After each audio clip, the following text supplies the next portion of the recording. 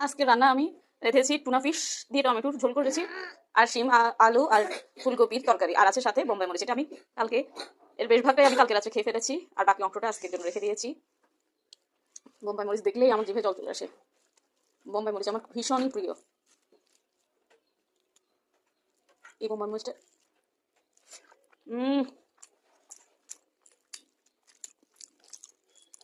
কি বলবো, বোম্বাই মরিচের ফ্লেভারটা যে এত অসাধারণ। হুম,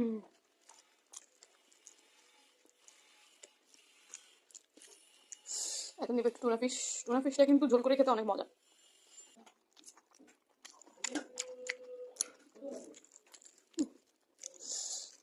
সত্যি অসাধারণ অসাধারণ।